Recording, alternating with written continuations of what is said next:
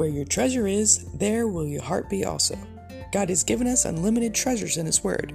Every time we open it, we can discover a new treasure or admire an old one. What will we find today? Let's dig in. Here's Carla Early with Treasure Hunt in the Word.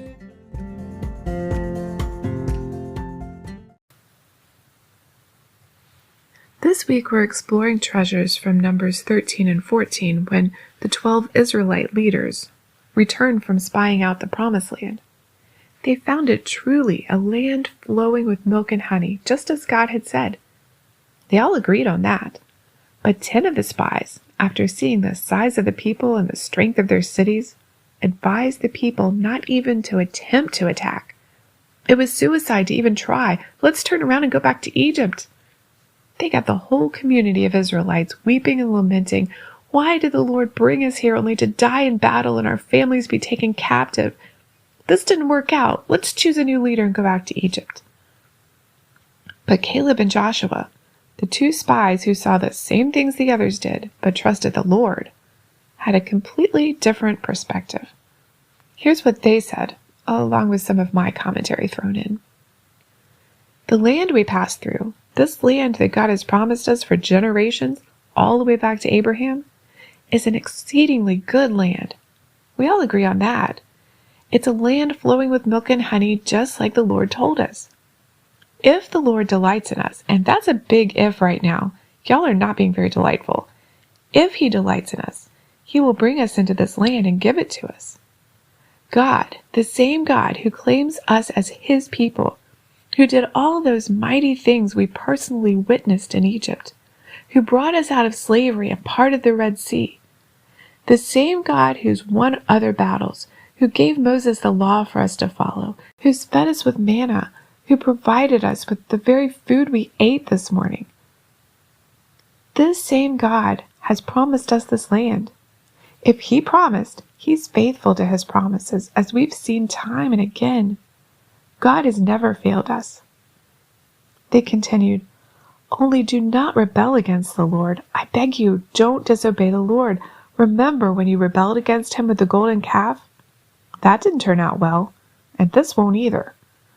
Don't fear the people of the land. Their protection has departed from them, and the Lord is with us. It's not us against them, it's God against them. They don't have a chance. Have faith in our God. He is trustworthy." You'd think these reminders would have sparked excitement in what God was planning to do. But in the next verse, we see their response was to get ready to stone Caleb and Joshua. Looking back on this event, we might shake our heads and sigh at the Israelites. What were they thinking? Didn't they realize by now who their God was? How powerful He was? Why didn't they have confidence, Godfidence, to trust Him by now? After all they'd experienced with Him, after all they'd seen with their own eyes?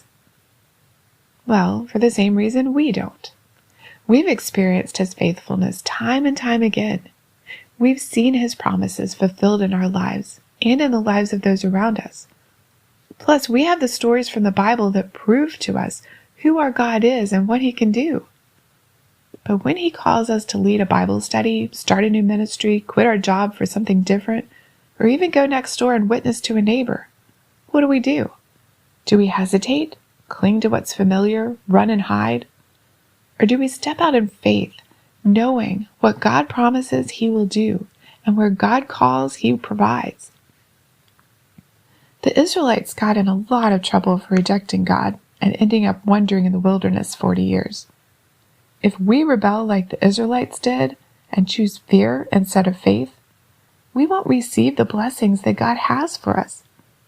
So it's best that we learn from them and obey God without fear.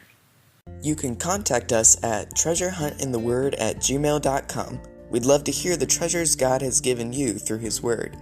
You can listen to other episodes at our website, which you can find in the description below. Thanks for listening, and remember, where your treasure is, there will your heart be also.